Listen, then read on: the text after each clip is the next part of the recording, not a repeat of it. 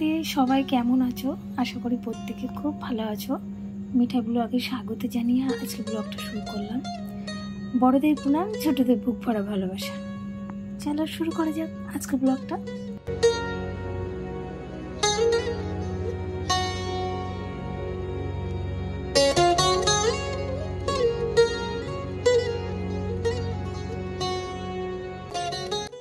এখন প্রায় ওই 12টা মতো বাজে। আগের দিনের ব্লগে তোমরা অনেক ভালোবাসা দিয়েছো, তাই সবাইকে অসংখ্য ধন্যবাদ। আমাদের গোপাল সোনাকে নিয়ে বেশ বড় একটা লম্বা ভিডিও হয়ে গেছিলো, সেই জন্য দুবার করে ব্লগটা দিচ্ছি। ওটা ছিল 1 পার্ট, এটা 2 পার্ট।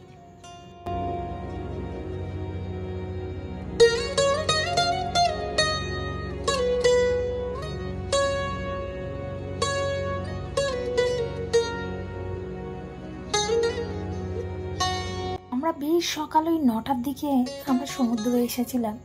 এত গোপাল সোনার ভক্ত হয়ে গেছিলো যে এতটাই দেরি হয়ে গেছিলো। তারপরে গোপাল সোনাকে পাঠিয়ে তারপরে কিন্তু আমি সমুদ্রে নামিয়েছিলাম। যখন আমি সমুদ্রে নামি তখন কিন্তু আর ভিডিও করার কেউ ছিল না। আর আমাদের খেলার সাথী মানে গোপাল সোনার খেলার সাথী হচ্ছে ছোট্ট মিঠাই রানী, যে গোপালের ছোট্ট বনু সখী। সেই কিন্তু সবসময় গোপাল সোনাদের সঙ্গে কথা বলে, খেলতে থাকে, কিছু খেলে তাদেরকে দিতে থাকে। তো তার সঙ্গেই এখন খেলতে ভীষণ ব্যস্ত। সঙ্গে কিন্তু এখানে গোপাল সোনার অনেক ভক্ত আছে, তারাও একে একে সবাই আসছে, আদর করছে, ছবি তুলছে, আবার চলেও যাচ্ছে।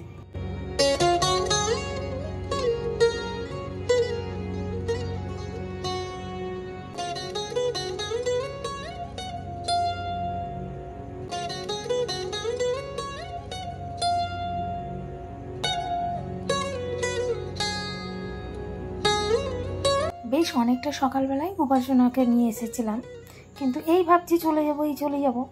তখন গোপাল সোনার মুখটা দেখে মনে হচ্ছিল যে না, আরও একটু কিছুক্ষণ থাক। যেমন বাচ্চারা জল পেলে উঠতে চায় না, যে পরে উঠছি, এই উঠবো, তেমন ভাবলাম যে না, আর একটু থাকুক, নিয়ে যাব। তো চলে গেলে তো আর স্নান করতে পারবে না, বারবার তো আসা হয় না। আর এটা হলো গোপাল সোনার মামু। তো এখানে মামু, ওর পাপা, ওর আর একটা মামু, সবাই স্নান মানে সমুদ্রে ছেড়ে ওর কাছে চলে আসছিল। মানে এটা যে কতটা আনন্দের, আর ওরা খুব মজাও পাচ্ছিল। আর জানি না এটা কতটা আকর্ষণীয় যে নিজেদের স্নান আনন্দ ছেড়ে ওর কাছে এসে বসে খেলছিল। হয়তো প্রভুর এটাই মানে ইচ্ছা ছিল যে ওরা আমাদের কাছে এসে একটু খেলা করুক। তো এখানে বারবার রাম লিখে দিচ্ছিল ওর বাবা, ওর মামারা, তারপর ওর দিদিরা, এখানে আমার মাও আছে। তো সবাই মিলে গোপাল সোনাকে নিয়ে খেলছিল। এই সুন্দর মুহূর্তটা সত্যি ক্যামেরা বন্দি না করলে অনেক কিছুই মিস করতাম যদি এটাকে ক্যামেরা বন্দি না করতাম। তো এটা একটা সুন্দর মুহূর্ত, আমার তো বেশ মজা লাগছিল সবাইকে দেখে।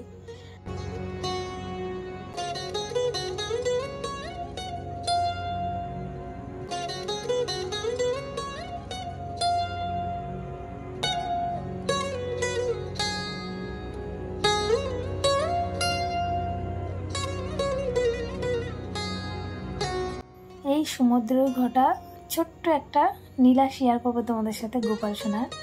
তো আমার ভাইয়ের একটা খুব সুন্দর মানে প্রিয় চশমা ছিল, যেটা অনেক দাম নিয়েছিল। তো ওই চশমাটা না ওই সমুদ্রের মধ্যে পড়ে গেছিলো। আর ও ভাই মানে ওটাকে এতটাই ভালোবাসতো ওই চশমাটা হারিয়ে যাওয়ার পর ভাই অনেকক্ষণ মন খারাপ করে বসেছিল। তারপর গোপাল সোনার কাছে গিয়ে বললো যে গোপাল সোনা, আমার চশমাটা হারিয়ে গেছে জানো, ওই চশমাটা কি তুমি আমার খুঁজে এনে দিতে পারবে? তো তারপরে না আমার মা কিছুক্ষণ পর আমার মায়ের পায়ে আটকেছিল। আমার মা জানতো না, মা ছিল অন্য দিকটায়। তো মায়ের পায়ে এসে আটকেছে। মা তখন দৌড়ে এসে বললো, দেখ কি একটা পেয়েছি আমি, এটা দেখ কার একটা চশমা। তখন ভাই বললো, মা এটা তো আমার চশমা, তুমি কোথায় পেলে? বললো, দেখ না আমার পায়ের মধ্যে আটকে ছিল। তো তারপরে ভাই ওই চশমাটা নিয়ে গোপাল সোনাকে বলে যে সোনা, তোমার কাছে আমি একটা আবদার করেছিলাম, সেটা তুমি আমাকে পাইয়ে দিয়েছো। তো সত্যি তোমার কাছে যদি মন থেকে কিছু চাওয়া যায় সেটা তুমি পরে হলো তুমি দাও। তো সত্যি তুমি প্রভু আছো। তো তারপরে আমার ভাই ওকে নিয়ে যে এত মানে কেঁদে ফেলেছিল ওকে জড়িয়ে, যে তুমি আমার প্রিয় জিনিসটা পাইয়ে দিয়েছিলে। তো ওই সুন্দর মুহূর্তটা আমি হয়তো ক্যামেরা বন্ধ করতে পারিনি, কিন্তু সত্যি ওটা দেখে আমার চোখে জল চলে এসেছিল।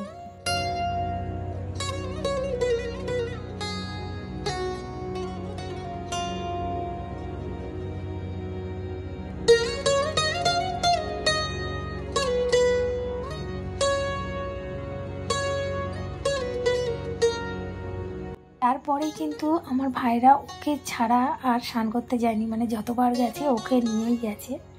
তো যেমন মামা ভাগনার এই মানে সুন্দর একটা সম্পর্ক থাকে, তেমনি কিন্তু গোপাল সোনার সঙ্গে আমার ভাইয়েরও আছে। তো যতবার কিন্তু আমার গোপাল সোনারা আমার কাছে এসেছে তার মামার হাত ধরেই এসেছে। আর এখানে আমার মা দেখো গোপাল সোনার জন্য ঝিনুক কুড়াচ্ছিল, ছোট্ট ছোট্ট যে ঝিনুকগুলো, বললো ওদেরকে মালা করে দেওয়া হবে। তো মা যতটা পেরেছিল কুড়িয়েছিল, তারপর ওখানে রাখা ছিল, তারপর ভুলে গেছিলাম আনতে। তাও কিন্তু পরের দিন যখন আমরা তার শাড়ি না কোথায় গেছিলাম, ওখান থেকে কিন্তু ওখানে একটা ঝিনুক কুড়িয়ে নিয়ে এসেছিলো, কিন্তু আর ওখানে বানিয়ে দেওয়া হয়নি। আমার ভাই, আমার বোন, আমরা সবাই মিলে গোপাল সোনাকে হার, মালা সব কিছু কিনে দেওয়া হয়েছিল।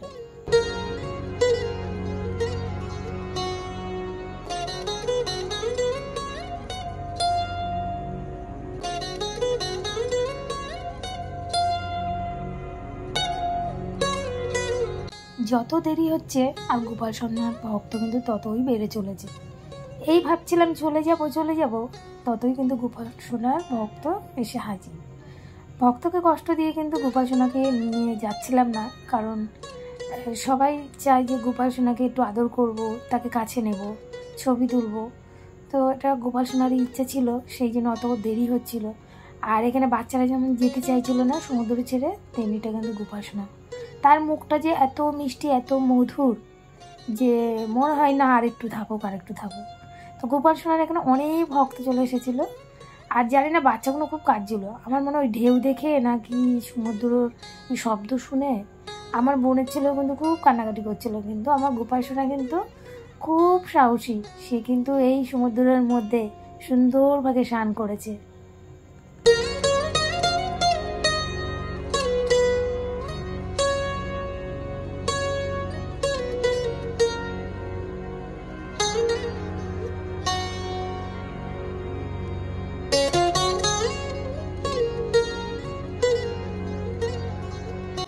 গোপাল সোনার এই ভক্তরা কিন্তু একবার নিয়েছিল, তারা আবার চলে গেছিলো, আবার ফিরে এসছে গোপাল সোনার টানে। ওই চোখে ছেড়ে যেতেই ইচ্ছা করছিল না, এত সুন্দর, এত মধুর। তো প্রভুকে তো সবাই মিলে তার ভক্তরা আদর করছে। আর এখানে দেখো আমার ভাই, আমার বোন, আর যত দেরি হচ্ছিলো তত জলটা কিন্তু ওপরে উঠে আসছিলো, মানে ততটাই জোয়ার আসছিল। তারপরে কিন্তু গোপাল সোনাকে পাঠিয়ে দেওয়া হয়েছিল যে ওর ঠান্ডা লেগে যাবে, সেই জন্য। তো গোপাল সোনাকে নিয়ে বাড়ি চলে গেছিলো। লাস্টে আমি স্নান করতে নেমেছিলাম, তখন আর ভিডিও করার কেউ ছিল না, ফোনটাও পাঠিয়ে দিয়েছিলাম।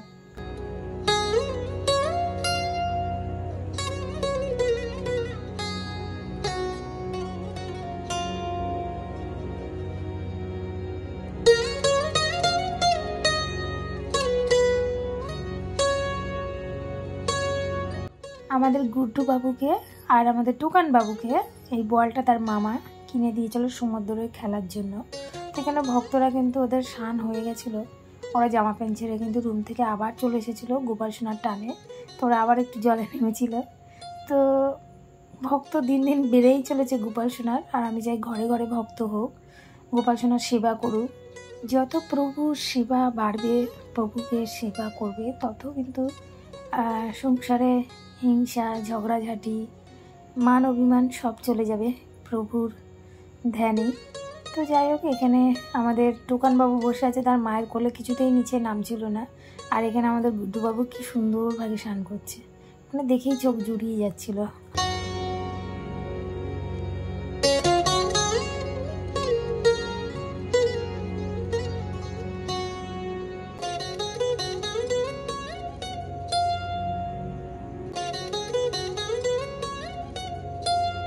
আর এরা দেখো কত দূর চলে গেছে, আমি জুম করে দেখাচ্ছিলাম ক্যামেরাটা, মানে এতটাই দূর চলে গেছে ওরা যে ফোনের মধ্যে কে আমার বাড়ির লোক কে বাইরের লোক বুঝাই যাচ্ছিল না।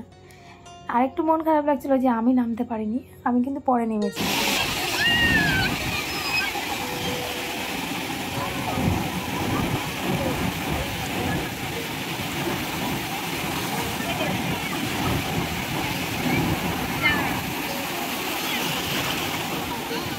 তোমাদের ছোট্ট মিঠা রানীর পাপা, তাকে তো অনেক দূর নিয়ে গেছিলো, আবার ফের হাঁটি হাঁটি নিয়ে চলে আসছে। আর এখন কিন্তু আর কেউ ফটো তোলে না ফটোগ্রাফ দিয়ে, এখন বেশিরভাগটাই কিন্তু সবাই ফোন নিয়ে যায়, ফোনেই বেশিরভাগ ফটো তোলে। আর এইসব দীঘা পুরীর ছবিগুলো না পরে ফটো তুলে বাড়িতে নিয়ে গেলে না ফটোগুলো কেমন হয়ে যায়, সেই জন্য এখন আর বেশিরভাগটাই ফোনের যুগ, ফোনেই সবাই ফটো তুলে নেয়। তো আমাদের বলেছিল, আমরা বললাম না আমাদের ফোনেই বেশিরভাগটা তোলা হয়, তো আমরা ফোনেই তুলব। আর এখানে কিন্তু গুড্ডুবাবুর আরও ভক্ত চলে এসেছিলো, তাদেরও কিন্তু ফটো তুলে তাদের নাম্বার নিয়ে তাদের হোয়াটসঅ্যাপে শেয়ার করে দিয়েছিলাম সেই ফটোগুলো, কারণ তারা বিশ্বাস করে আমাকে বলেছিল। তো আমিও বলেছিলাম যে আমার তো নেটের প্রবলেম, আমি রুমে গিয়ে আপনাদের ছবিগুলো দিয়ে দেবো। তো ছবিগুলো আবার পরে কিন্তু দেওয়া হয়েছিল। সেই ভক্তগুলো কিন্তু একদমই গুড্ডুবাবুকে ছাড়ছিল না, এতটাই ভালোবাসছিল। সত্যি ওই মুহূর্তটা আমার খুব ভালো লেগেছিল যে প্রভুকে ভালোবাসছে আমাদের মতনই। আর এখানে দেখো আমাদের গুড্ডুবাবুকে নিয়ে কত দূর চলে গেছে আমার বনু। আমার ভীষণ ভয় করছিলাম, বললাম তুই নিয়ে তাড়াতাড়ি আয়, যদি কিছু হয়ে যায়। তো কিছু হবে না, কিন্তু ওই যে বলে না মায়েদের একটা ভয় থাকে। আর জল কিন্তু অতিরিক্ত বেড়ে গেছে, কত ওপরে জল চলে এসছে। জল কিন্তু অনেকটা নিচেই ছিল, আস্তে আস্তে ওপরে চলে এসছে।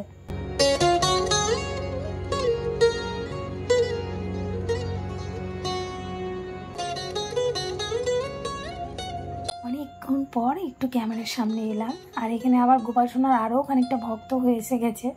তো এখানে গোপাল সোনাকে নিয়ে আমরা বললাম যে তোরা চলে যা, আমরা এবার স্নান করতে নামি, কারণ ওই যে বললাম ঠান্ডা লেগে যাবে অনেকক্ষণ থেকে। আর ও যেতে চাইছে না, মানে যাচ্ছে যাচ্ছে আবার মনে হচ্ছে না যে কোলে করে নিয়ে আছে সে কিন্তু আবার মনে ফিরে আসছে এরকম। তো ভাই বললো ঠিক আছে আর একটু কিছুক্ষণ বসুক তারপরে যাবে। তো হয়তো ওরও ইচ্ছা ছিল যে আরও কিছুক্ষণ থাকবো, তারপর মায়ের সঙ্গেই যাব, কিন্তু পরে ওরা চলে গেছিলো।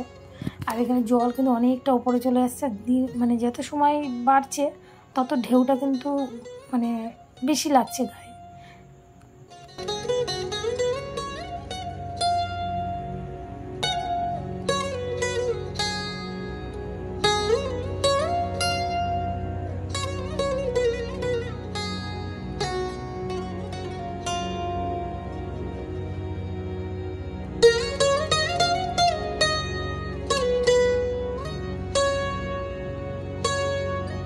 গোপাল সোনাকে নিয়ে যখন আমরা সমুদ্রে আসি, অনেকেই অনেক কথাই বলছিল যে গোপাল সোনাকে নিয়ে সমুদ্রে যাচ্ছে, অনেক নোংরা জল, পায়ের জল।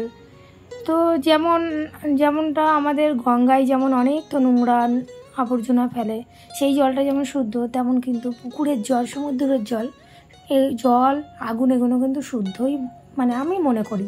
কি বলে যে জল আগুন পুকুরের জল এগুলো কিন্তু সব শুদ্ধই হয়। তো সেই ভেবেই আমার গোপাল সোনাকে আমি নিয়ে এসেছি। তো যে যা বলে বলুক, আমার মনে হয় যে আমি যেটা করি সেটা মনে হয় আমার প্রভু আমাকে দিয়েই করায়। হয়তো ওর আসার এটাই ইচ্ছে ছিল, আর আমার বহু দিনের ইচ্ছে ছিল গোপাল সোনাকে নিয়ে আসবো।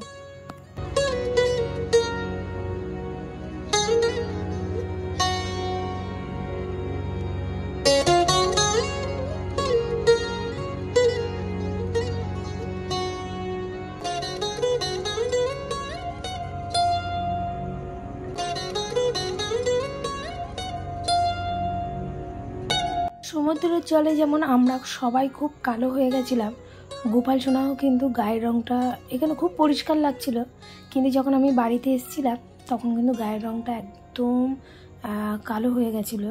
তারপরে কিন্তু আস্তে আস্তে আমরা যেমন পরিষ্কার হয়ে গেছিলাম, তেমনিটা কিন্তু গোপাল সোনারাও খুব পরিষ্কার হয়ে গেছিলো।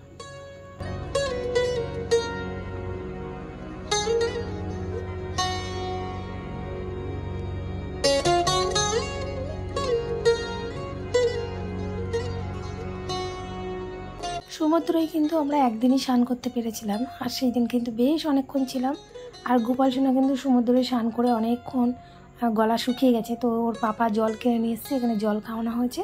আর এখানে ওকে ওপরটায় বস করিয়ে দিয়েছি, জলটা কিন্তু ততটাই ওপরে আসছে, মানে যত ওপরে দিচ্ছি তত ওপরে জল উঠে আসছে, মানে এটা হয়তো ওরই নীলা।